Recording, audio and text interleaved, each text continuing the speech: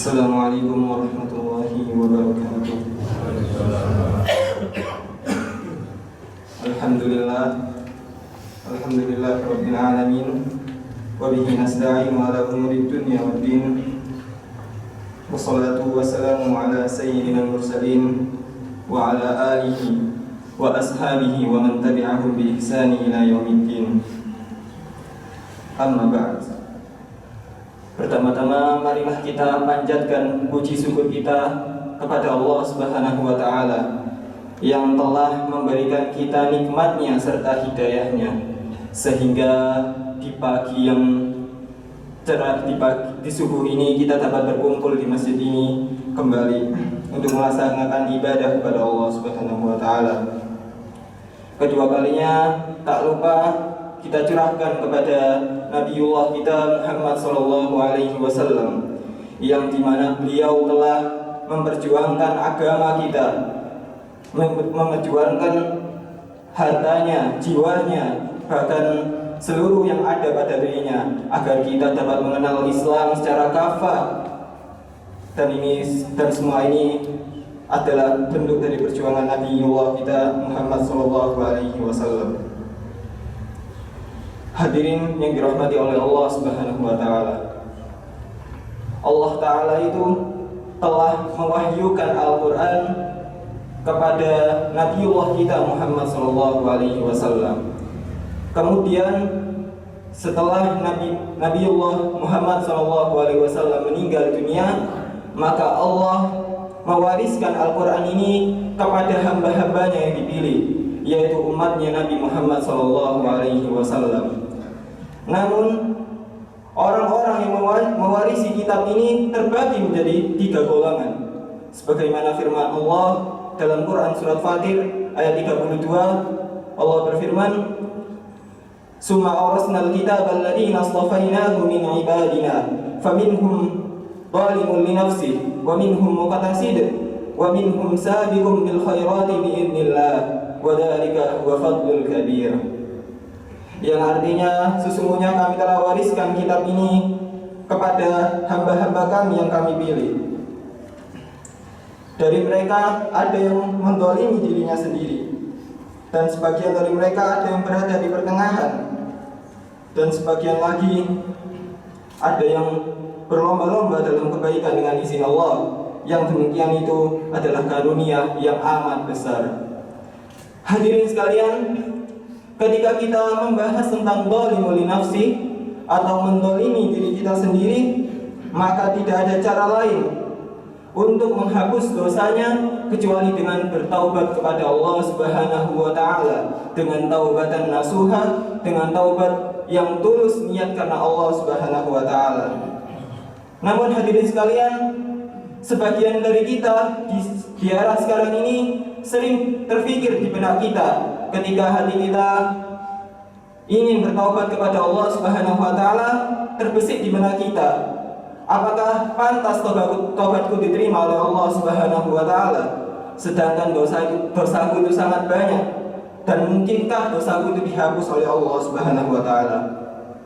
Hadirin sekalian, untuk jawaban dari pertanyaan ini, maka Nabiullah Muhammad SAW langsung yang menjawabnya lewat sebuah kisah yang Nabiullah SAW kisahkan dalam sebuah hadisnya. Dalam sebuah hadis, Nabi Muhammad SAW mengisahkan bahwa di kalangan masyarakat sebelum kalian ada seseorang lelaki yang membunuh 99 nyawa.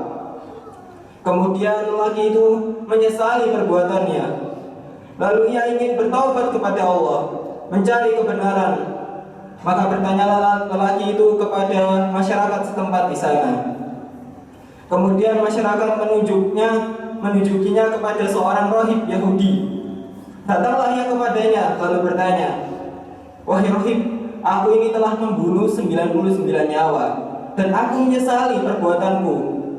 Maka jika aku bertaubat kepada Allah, apakah dosa-dosaku akan diampuni?" Maka sang rahib dengan marah menjawab, "Sungguh tidak ada ampunan bagimu, dan sungguh neraka adalah tempatmu." Maka karena pembunuh ini juga kesal, dia membunuh si rahib itu dan mengenapkan angka pembunuhannya menjadi 100 nyawa. Kemudian pembunuh ini menyesali lagi perbuatannya. Lalu ia bertanya lagi kepada masyarakat, siapakah di antara kalian yang paling berilmu? Maka masyarakat pun menunjukinya kepada seorang ulama di kalangan mereka. Datanglah pembunuh tersebut kepada ulama itu, lalu bertanya, sama seperti pertanyaannya kepada si rohib tadi, wahai ulama, aku ini telah membunuh 100 nyawa, lalu aku ini juga menyesali perbuatanku. Sekiranya aku bertaubat kepada Allah Subhanahu wa Ta'ala, apakah dosaku akan dihapuskan? Maka dengan perasaan yang gembira, dengan wajah yang penuh dengan keceriaan, ulama itu menjawab, sungguh tidak ada batasan antara taubatmu dengan Allah Subhanahu wa Ta'ala. Allah itu maha luas ampuna, maka Allah pasti akan mengampuni seluruh dosa-dosamu. Pergilah ke suatu tempat di mana tempat itu banyak orang beribadah di sana. Pergilah ke sana dan semoga engkau berubah menjadi baik di sana. Akhirnya setelah pembunuh tersebut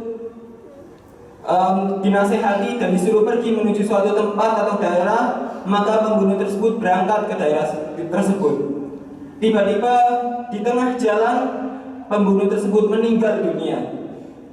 Lalu datanglah 2 malaikat menjemput rohnya. Ada malaikat azab dan malaikat rahmat. Malaikat rahmat berkata kepada malaikat azab, sesungguhnya hamba ini pantas masuk surga karena dia telah memiliki niat yang tulus ingin bertaubat kepada Allah Subhanahu wa Ta'ala. Maka biarkanlah aku membawanya kepada surganya Allah Subhanahu wa Ta'ala.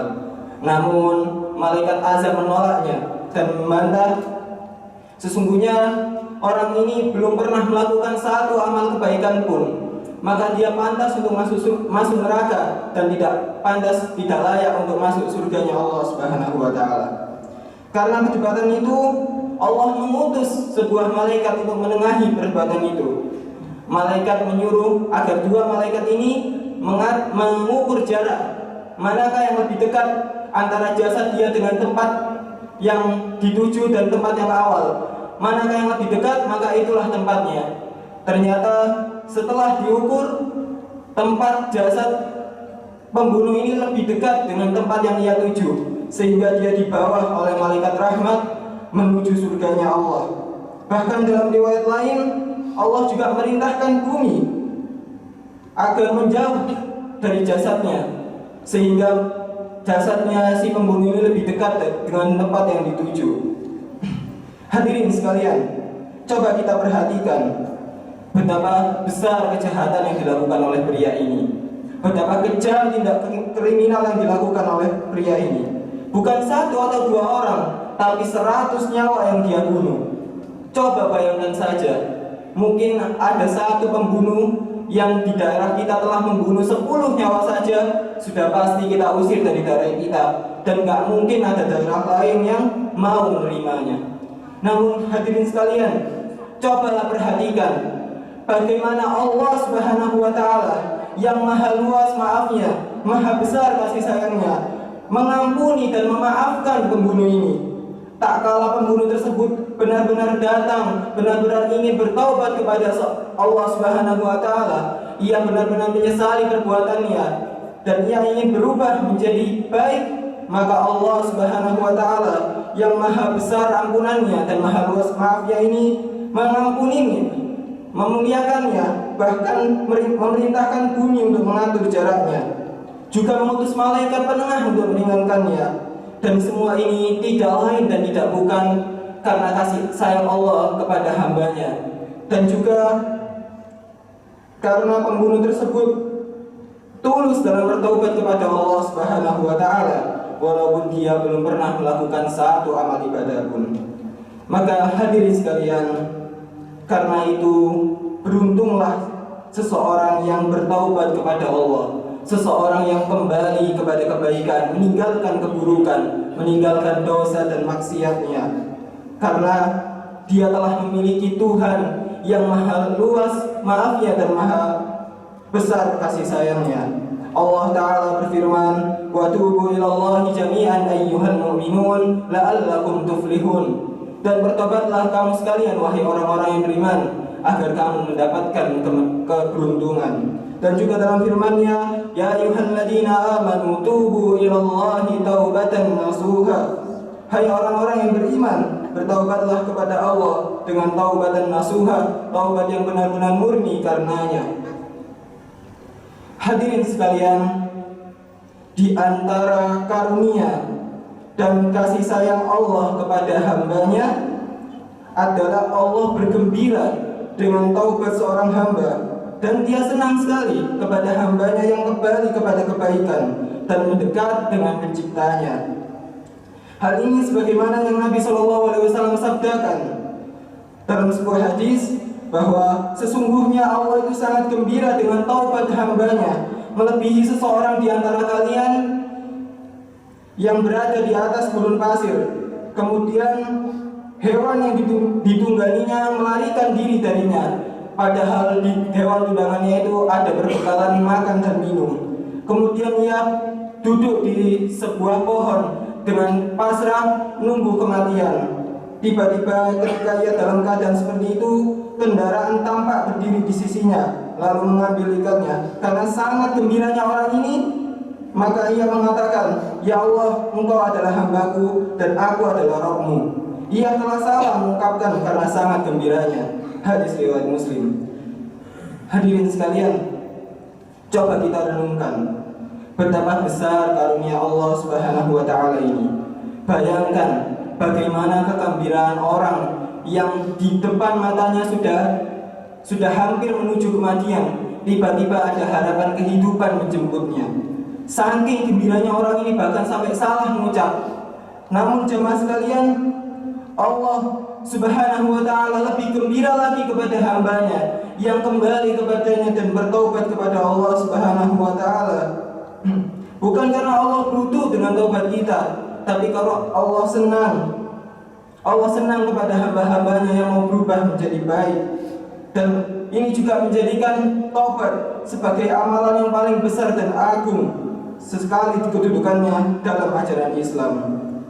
Hadirin sekalian, keutamaan taubat juga bukan hanya sebatas ampunan semata, tapi Allah juga akan menjanjikan Allah ganti keburukan kita menjadi kebaikan.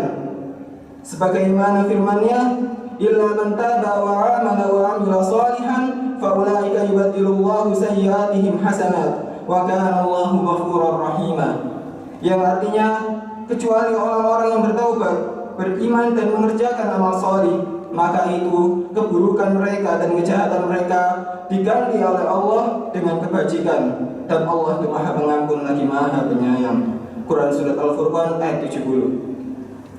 Hadirin sekalian, karena itu rugi sekali seseorang yang tidak bertaubat kepada Allah.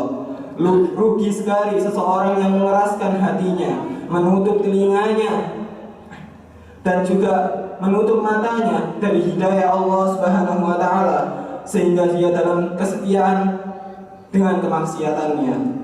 Hadirin sekalian, mohonlah ampun dan taubat kepada Allah Ta'ala, karena sejatinya kita ini sangat butuh kepada Allah Subhanahu wa ta'ala, sangat butuh dengan taubat kepadanya dan sangat butuh dengan ampunannya.